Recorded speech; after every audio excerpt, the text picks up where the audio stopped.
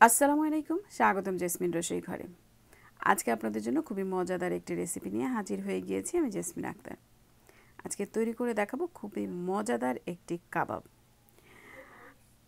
আজকে কোনো আমি মিট ব্যবহার করব না, কোনো চিকেন অথবা কোনো বিফ ব্যবহার করছি না আমি কাবাবটি তৈরি করার জন্য।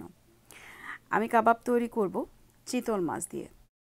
চিতল মাছের যে কিমাটা এখানে ফ্রোজেন পাওয়া যায় আমি সেটা দিয়েই কাবাবটা তৈরি করব। আমাদের মা খালারা চিতল মাছটাকে অনেক কষ্ট করে কাটা ছাড়িয়ে নিয়ে তারপরে কোপ্তা তৈরি করতেন।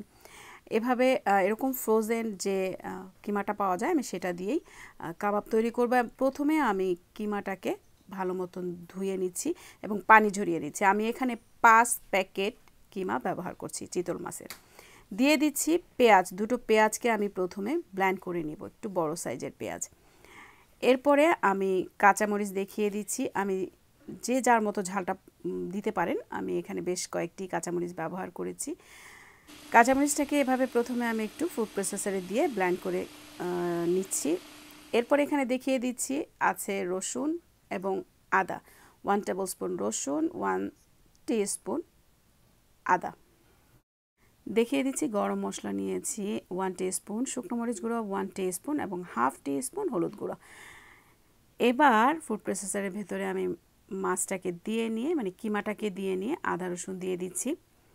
সবগুলো উপকরণ একসাথে নিয়েই আমি এটাকে ব্লেন্ড করে নিব। দিয়ে দিচ্ছি গুঁড়ো মশলাগুলো।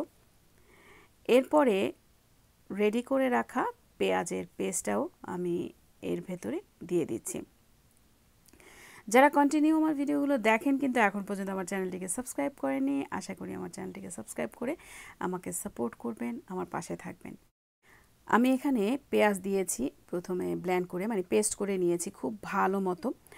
পেঁয়াজটা চিতল মাছের কাবাব তৈরির জন্য যখন আমরা পেস্ট তৈরি করে দিব তখন কাবাবটা খুবই সফট এবং জুসি হয়।